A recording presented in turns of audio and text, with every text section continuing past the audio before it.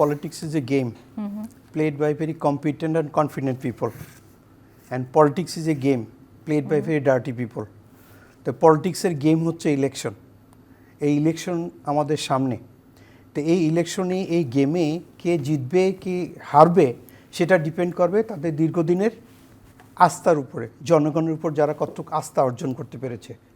এই দৃষ্টিকোণ থেকে যে বাইরে থেকে আমাদের উপর হস্তক্ষেপ কে করবে, it doesn't look like this. আমাদের সবচেয়ে ইম্পর্ট্যান্ট হচ্ছে যে আমরা এই মুহূর্তে যে সিচুয়েশনে আছি, এই সিচুয়েশনে দেশের আমাদের স্বাধীনতা সার্বভৌমত্বকে কোনো প্রকারে বিসর্জন দেওয়ার কোনো স্কোপ নাই। যারা স্বাধীনতা সার্বভৌমত্বটাকে সবচেয়ে বেশি ইম্পর্ট্যান্ট দেবে, যেমন জেনারেল মুনির স্যার বলছিলেন যে আমাদের 3 দিকে একটা প্রতিবেশী রাষ্ট্র আছে, দেন আর এক সাইডে আমাদের বঙ্গোপসাগর। আমাদের প্রতিবেশীর সাথে সম্পর্ক ভালো রাখতে হবে, আবার আমাদের নিজস্ব অস্তিত্বকে কখনো বিসর্জন দেওয়ার কোনো স্কোপ এখানে নাই। তা আমাদের নিজস্ব অস্তিত্বকে যেমন বিসর্জন দেওয়ার জন্য তেমন কিছু নাই, এমনি করে বহির্বিশ্বে আমাদের আধিপত্য বিস্তারের জন্য প্রয়োজন আমাদের জিও পলিটিক্স। তো এই জিও পলিটিক্স হচ্ছে সারাউন্ডিংস দ্য লোকেশন।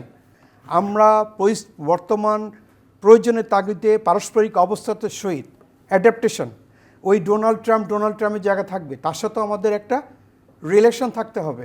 ডেফিনেটলি আমরা ছোট দেশ বড় দেশ বলে কোনো দেশ নাই। কোনো দেশের স্বাধীনতার উপর যদি হস্তক্ষেপ করে কেউ কখনো এটা মেনে নেবে না।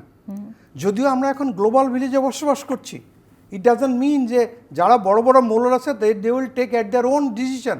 ইট is not.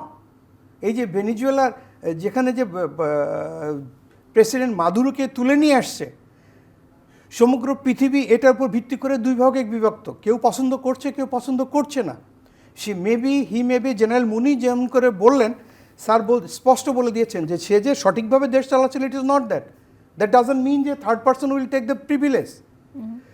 Beijing on that আমাদের দেশের স্বার্থ, স্বাধীনতা সার্বভৌমত্বের স্বার্থ যেন কখনো কোথাও ভুলুণ্ঠিত না হয়, এটার উপর ভিত্তি করে দেশের যে পলিটিক্স, দেশের যে situation, it depends on dime.